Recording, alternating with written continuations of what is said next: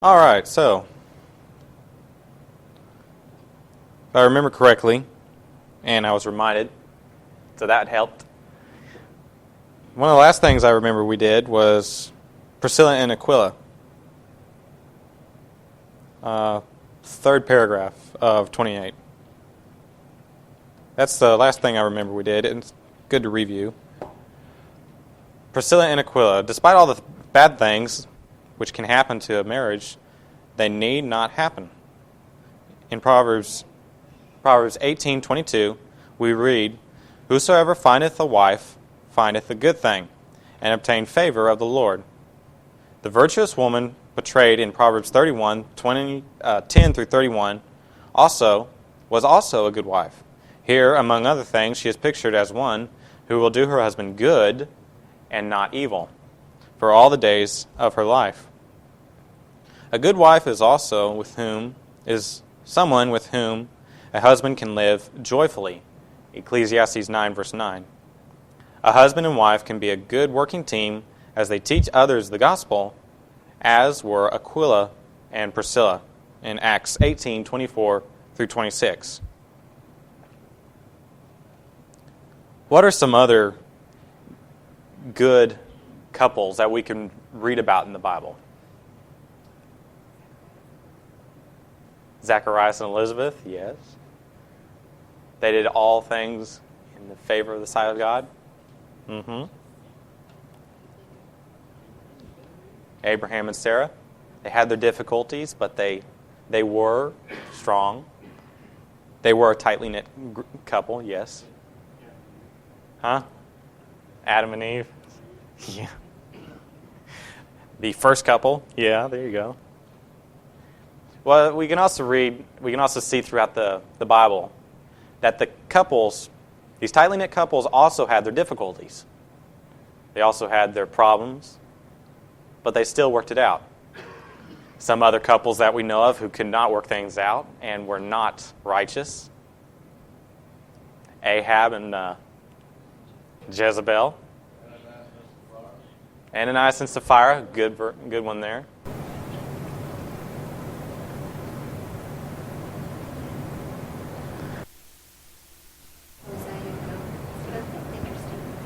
Hosea and Gomer?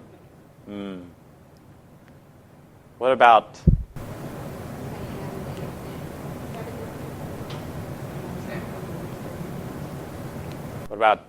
Jacob and Rebekah? Or is that Isaac and Rebekah? Yes. Did they work things out?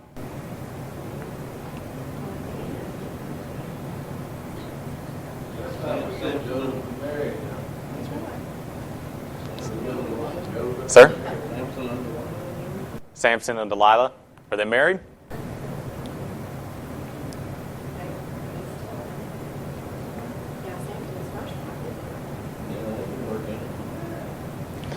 Do we know the name of his wife?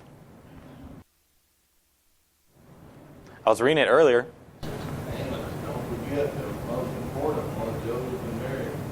Joseph and Miriam.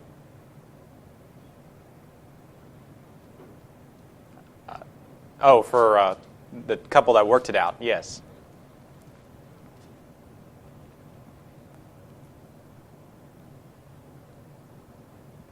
What do they have in common, these good couples and these bad couples? What do they both have in common? Marriage. I think you stole a playbook from Aubrey there.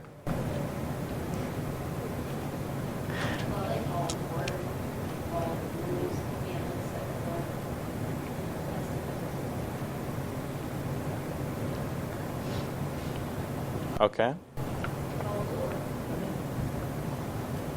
Perhaps one reason for so many marriages of the present do not succeed is that not enough emphasis is given to marriage, nor is enough consideration given the newly married couple. In the Old Testament, God made special allowances for the newly married couple, as we looked at last week. A year off from war, military services, business, and anything else that could keep him away from his wife.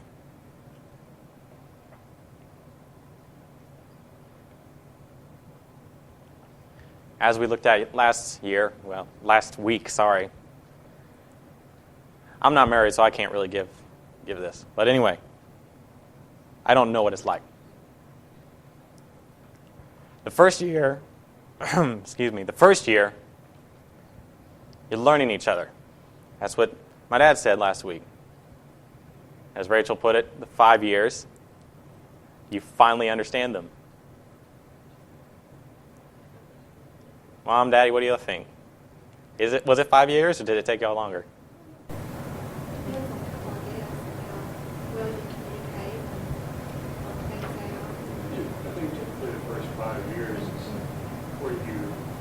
Become more knowledgeable about how your spouse reacts in different circumstances. It takes about 5 years.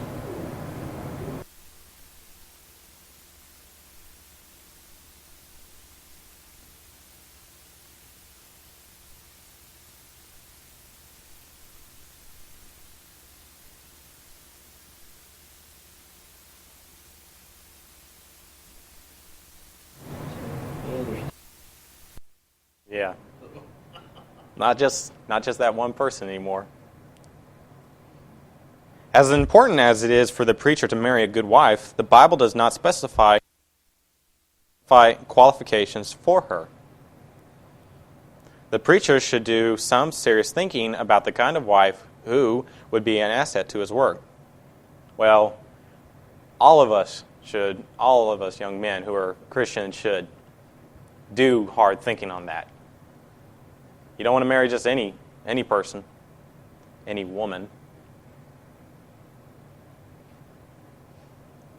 One thing is certain, the wrong kind of wife will greatly discourage him and hinder his work. Well, let's take that into effect. Samson and Delilah. She was bugging him, but his first wife was bugging him for 5 days, if I remember correctly.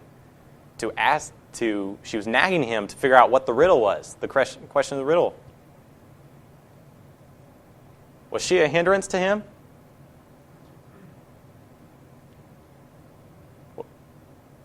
She was a nag and a hindrance.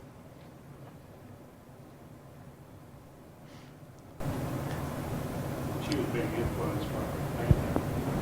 And her people. She was influenced by her family and people, yeah. All right, some suggestions. These are more like statements, rather. She should be one who can adjust to new situations. She will be living in different communities through the years, most likely, and will need to be able to make the best of whatever situations must come. All right, so let's put this in an example. There's a new preacher fresh out of preaching school, and he's married. He's married for 1 year. He's married for 1 year so far. And he takes up a preaching position in Africa. Does he speak the language? Well, there's multiple languages out there. But as long as he's with other preachers who have already been there and who are there who could help him, then he can adjust to it. What of his wife? Could she adjust to it too? Yeah, certainly. She can adjust. She can adjust. They can all adjust to a new living area, to a new and entirely different, and I guess for our experience, an alien environment.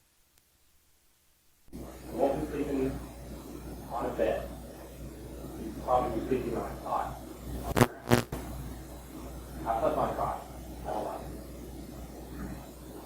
But it's something that is different. We all must change when that happens. You must do. Adjust.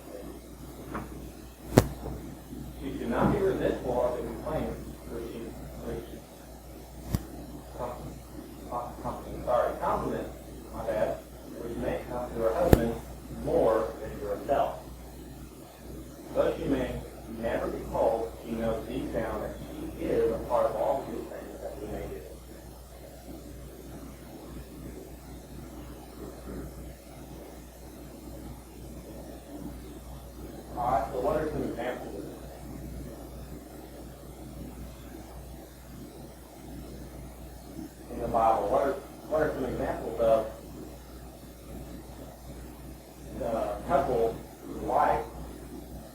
Knew that her husband was doing well, and that she was also encouraging and strengthening him.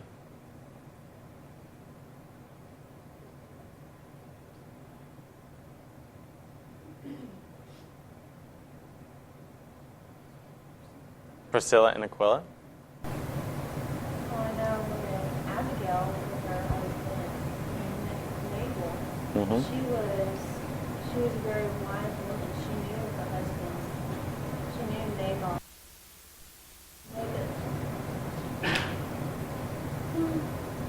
Her first husband. She knew how he reacted. She knew his personality. So she compensated as much as possible. And when God struck her death, she married David.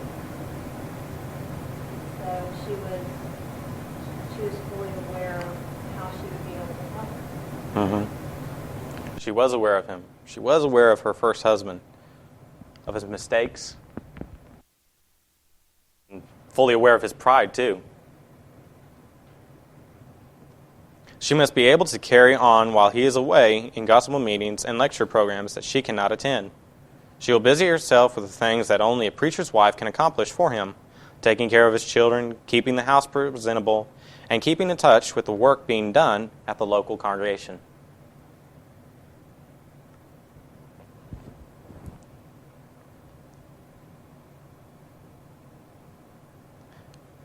She will need to learn to hear her husband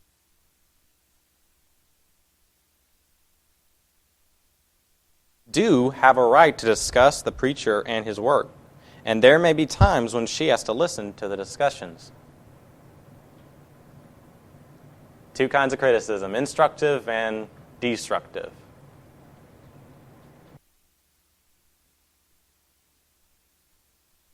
Uninstructive. Anyway, constructive and destructive. We don't like criticism. No one does. Criticism helps, though, doesn't it?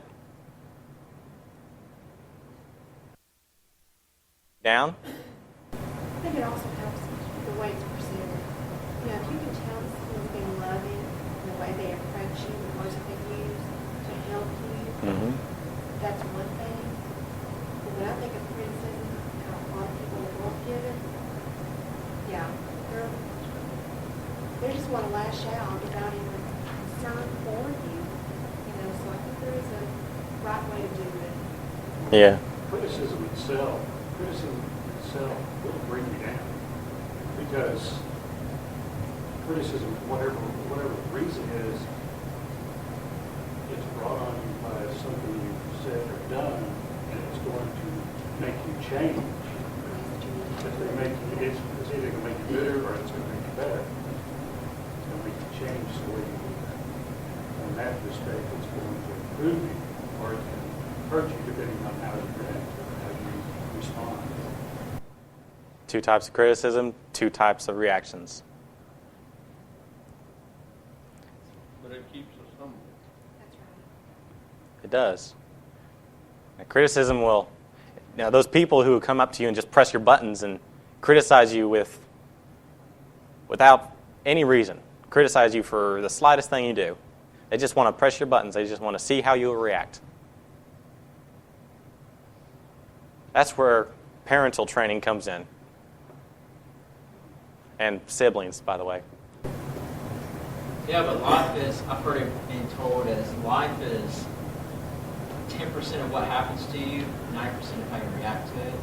So criticism, there's good and bad criticism, but it's depending on the person's intent behind it, your gain is as much as you want to gain from it. Some people struggle with giving constructive criticism, even though that might be their intent. Some people really don't care how it comes across. However, it's up to you to be receptive or not receptive of the information you give. Right. You'll either take it in and acknowledge it and humble yourself and change and grow, or you'll take it in and spit it right back out. Actually, it won't even come in. You'll just put up a shield and start whacking. Again, still realize it's, to a large degree, it's their opinion. Yeah. Criticism. So take it for what it's worth. there's some, even with a deconstructive criticism, there can be some constructive matter in it. It just depends on how you take it. Yeah. Some people are just never going to satisfy you. Yeah. And that's true too. Like you're working at a job and you do things and you make like small mistakes, and your instructor or your manager will either give you constructive criticism or destructive. And believe me, where I work, there are some people who give destructive and not constructive. And they're not fun to be around because that's the only thing they give you. But those who give you constructive, you learn to respect them. You learn to understand that they're willing to help you. They want you to help. They want you to be a better person at that job. Life at McDonald's. All right. She will need to adjust her wants to the salary of her husband if she does not work outside the home. Now, we all know that many preachers' wives are stay-at-home moms. And we know that some of them, very few, work outside the home. They get jobs and they support themselves and their family.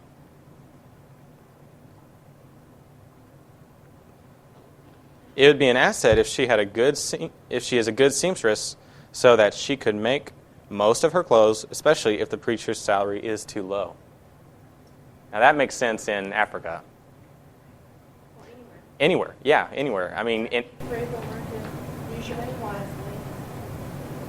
That takes time and effort to adjust to it. now I know of a preacher who he was at PTP, polishing the pulpit. This was 3 years ago, if I'm not mistaken. 3 years ago, I went to a small little class on ministry in Africa. And before he started, he sang an African song. I didn't know what he was saying. He was speaking their language. But anyway, he was discussing and saying how they don't pay you in money. They pay you in animals. Cows, if they were wealthy, and chickens. He also said that cattle was the greatest income of Africa.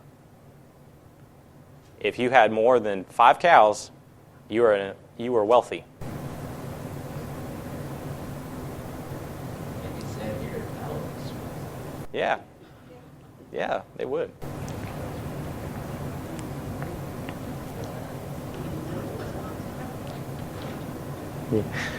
If she is in a mission field, she will need to get accustomed to small attendances and slow growth.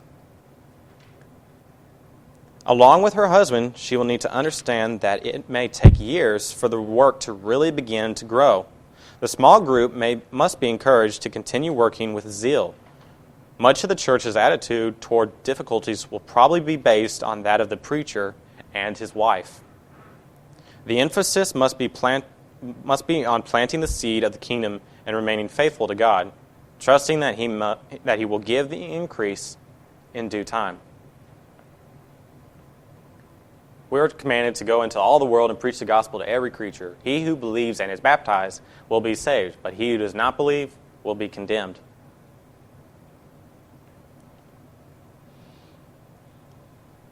If we're going out and we are giving the gospel, we are spreading the word to everyone. Like it says, many will refuse, some will accept it. Then we are doing the will of God. She will need to be a good mixer, but not with just certain friends. This does not mean that she cannot have special friends, but they should not be so special that some others feel outside the circle. You ever know someone who had a circle of friends and you were outside that circle? Ever know anyone like that?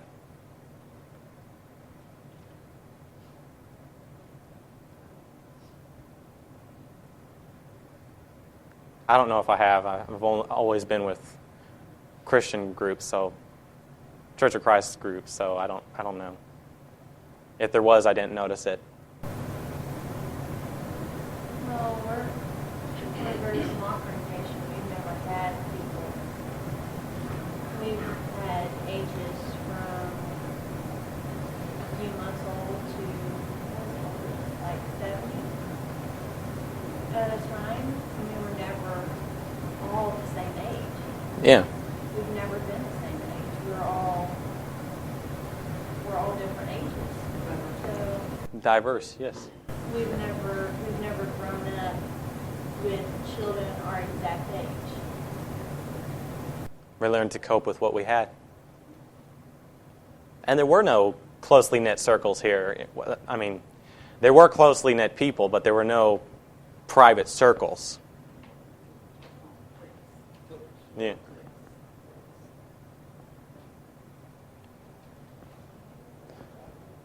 This following poem is about a preacher's wife, written by an author whose name was not attached as it appeared in a church bulletin in Sanger, Texas. There is one person in the church who knows your preacher's wife. She's wept and smiled and prayed for him, and that's your preacher's wife. She knows your preacher's weakness point and knows his greatest power. She's heard him speak in trumpet tone, and in his greatest triumph hour.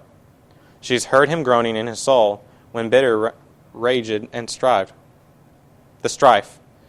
As hand in his, she knelt with him, for she's the preacher's wife. The crowd has seen him in his strength, when glistening his drawn sword.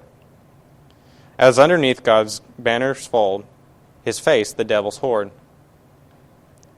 But she knows deep within her heart that scarce on an hour before she's helped him pray for strength from God behind a tight closed door. You tell your tales of prophets brave who walked across the world and changed the course of history by burning words they hurled. And I will tell how back with them some women lived their lives and wept with them and smiled with them.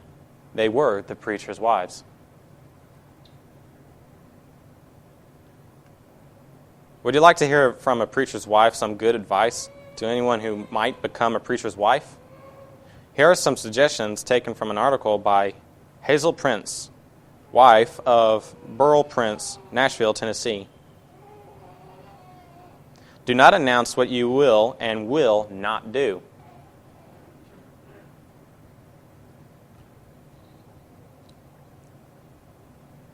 When you move to a new congregation, I have found the members of most congregations very considerate of our rights, but they can be antagonized by loud assertions from the preacher or his wife. Have you ever known anyone who promised one thing and did another? Or announced something and not do it?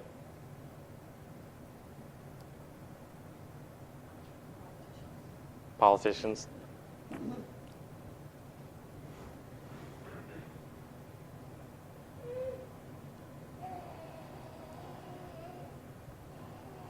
Do not attempt to keep pace with your husband in all of his service to humanity.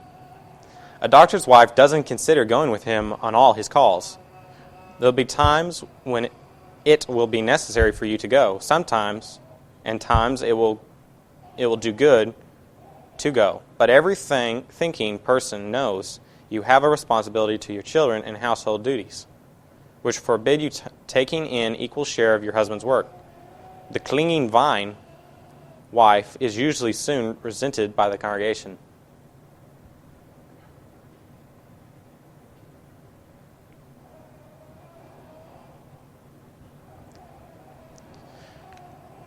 Most preachers' wives I've seen have been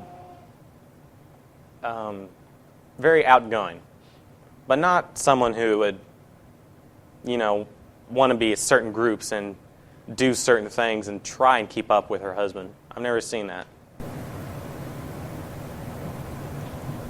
I always encountered, until I came to this church years ago, I always encountered the preacher and his wife to be unattainable. Unattainable? no one could keep up. Yeah. Yeah. And yes, and you couldn't talk to them, just talk to them, you know. And if you wanted, there was something you needed to talk to somebody about, you know, they would put you on this list, you know, like maybe have an appointment and it's like on down the line, you need somebody right then, you know, just different things like that where they didn't offer anybody else help and stuff, and yet they were unattainable. They were like, I'm here, you're there. You know what I mean? I'm not explaining it all over. No, you're doing pretty good. I understand what you're saying. Yeah, but sadly, most people today think of the preacher and his wife as unattainable, perfect. No one's perfect, let's face that. I'm not perfect. My dad's not perfect. He may look perfect when I was younger, but he's not. Robert's not perfect. Rachel's not perfect. Jimmy's not perfect. Adam's not perfect. You're not perfect. No one's perfect. But we strive. Why do we strive to be perfect? Why do we strive to better ourselves? God deserves our best. If we're not giving our best, we're not giving our whole. And God does not. He does not deserve our second best. If we give Him our second best, that's the same as Him not hearing our prayers. He won't hear our prayers if we're giving Him our second best.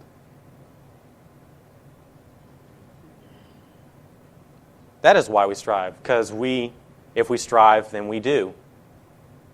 If you do, you overcome. If you overcome, then you get the crown of life. Do not try to copy your predecessor. No two people have the same personality or ability. Often, some thoughtless members will make damaging comparisons, but you can be only yourself. Nothing is more repulsive in the pulpit than a preacher obviously copying some well-known preacher. Why should his wife mimic anyone?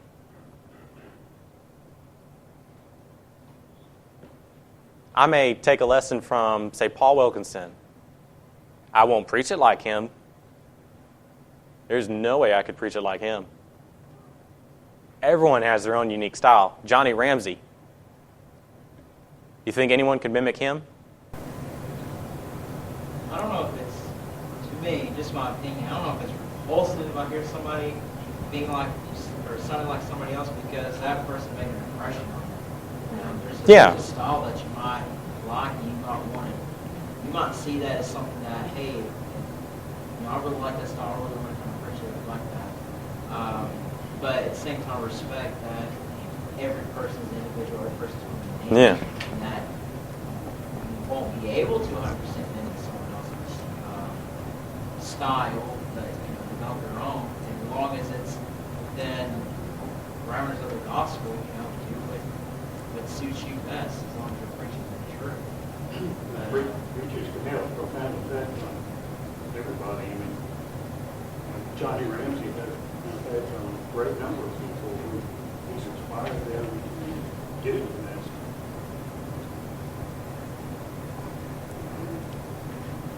Obviously, there's only one Johnny Ramsey, but to be able to desire to be a gospel preacher is noble.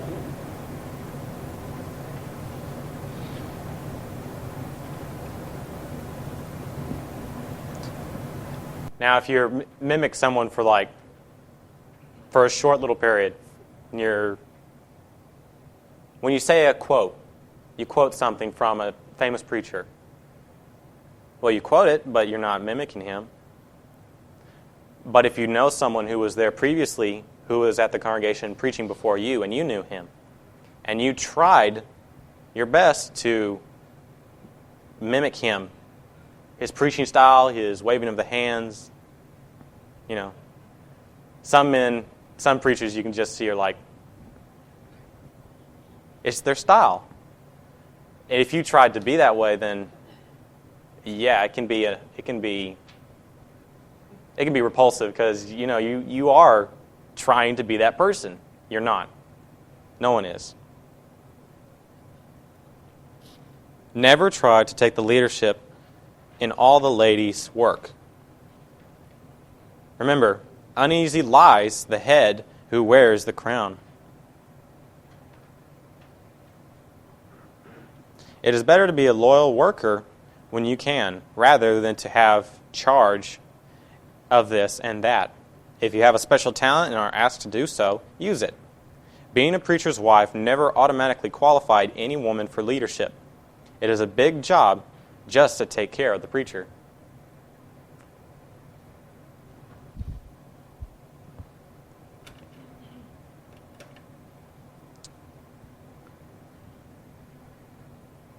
Who was in charge, Ahab or Jezebel?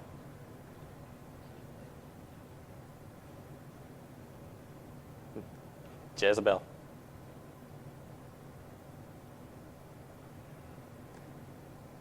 Who was in charge, Joseph or Mary? It's not a trick question, by the way. Joseph. Joseph was in charge. Not Mary. Now at times, who was in charge at sometimes, Abraham or Sarah?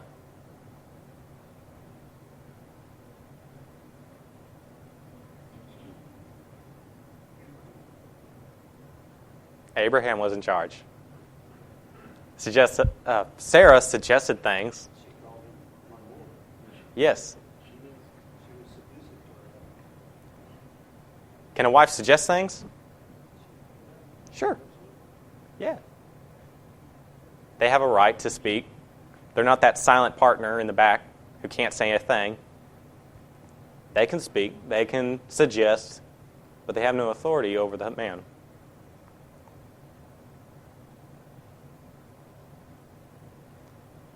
Now, today, many denominations and many families, you see that the woman is in charge of the man.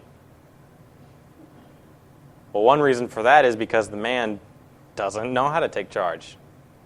He doesn't know what to do. Or in the denomination world, woman's like, well, why can't a woman preach? Well, why can't a woman be the preacher of the congregation? Well, it's not scriptural, that's why. What if we had someone come up and she was a preacher and all of us men were here and the women as well, and she preached? All of us men would have to leave. We can't be here when she does that. Well, she's not supposed to preach anyway. Yeah. Royse City Church of Christ would not allow a woman to get up and preach in front of a congregation.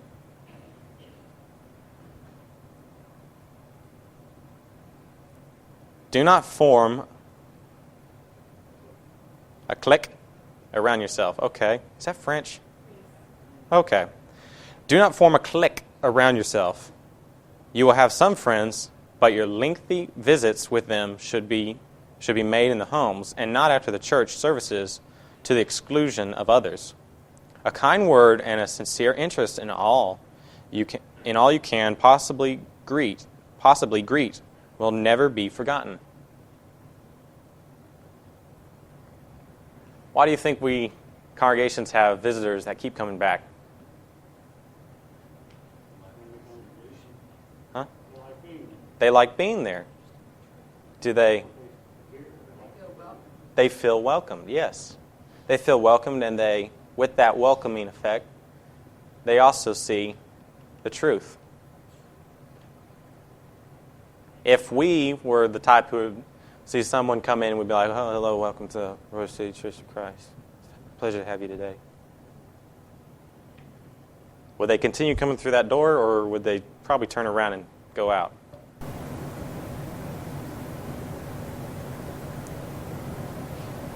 they're not greeted when they come in, and people don't talk to them before they leave,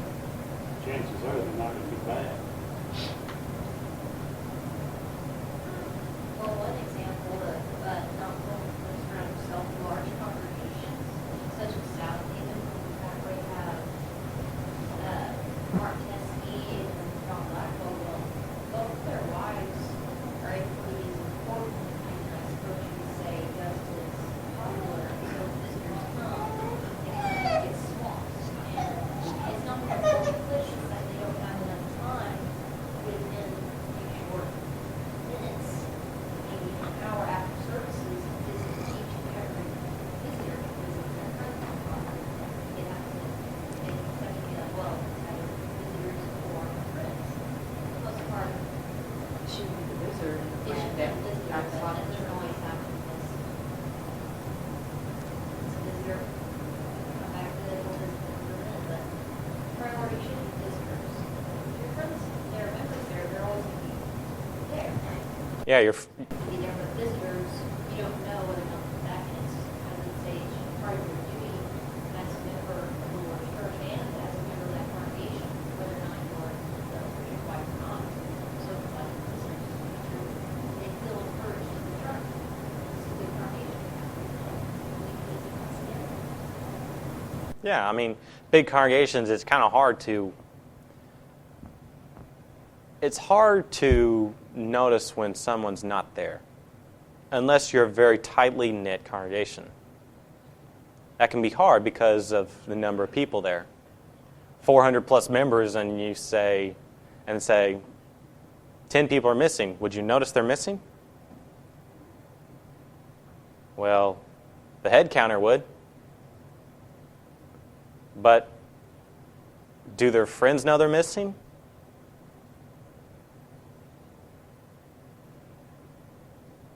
It's a possibility. It's probably not. That's why it's harder for bigger congregations to socialize. I mean, they do socialize, but it's harder. When guests come in and they come into a big congregation and they see a lot of people, well, of course, huh? It can be overwhelming. But if one person comes at a time, shakes their hand, welcomes them to, welcome to the Centerville Road Church of Christ. My name is such and such. How are you today? It's good to have you. I hope you come back again, you know. Just the little things that you say can help with visitors. You've been to a big congregation, right, before here? Yeah, Ken, we're at a large congregation. It's a liberal congregation. When we first were there, it was all Cassidy was skiing. And it was 200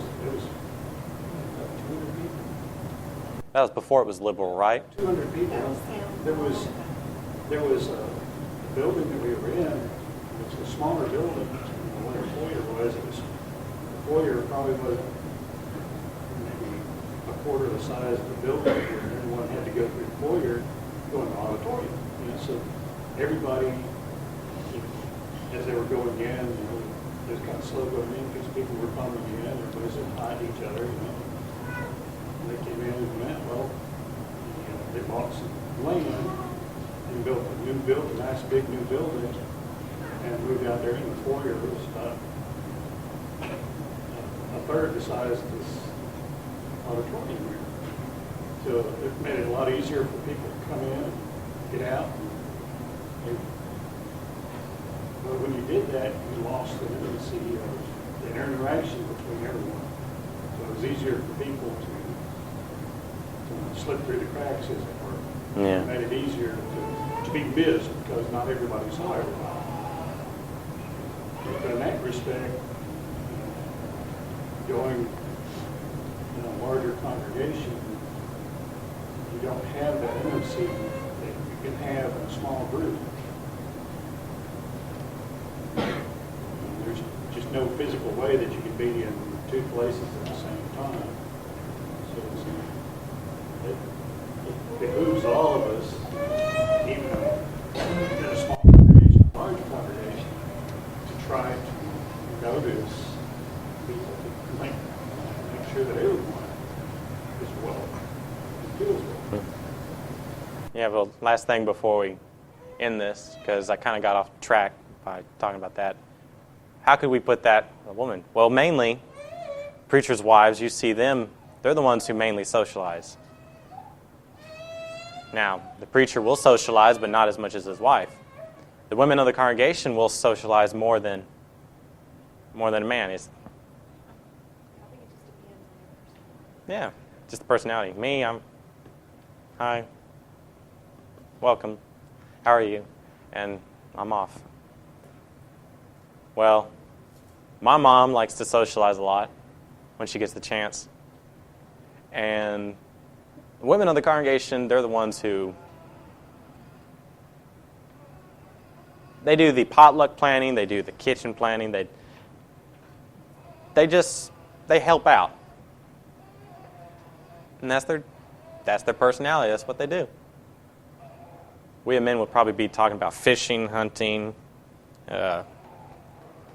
what? Cars, yeah, anything that interests a man. But that is just the way we are. But just remember, no one is perfect. We all have our faults. We all have our strengths. And it is our job, it is our responsibility to choose which one we want to fall upon the most. Thank you for your time.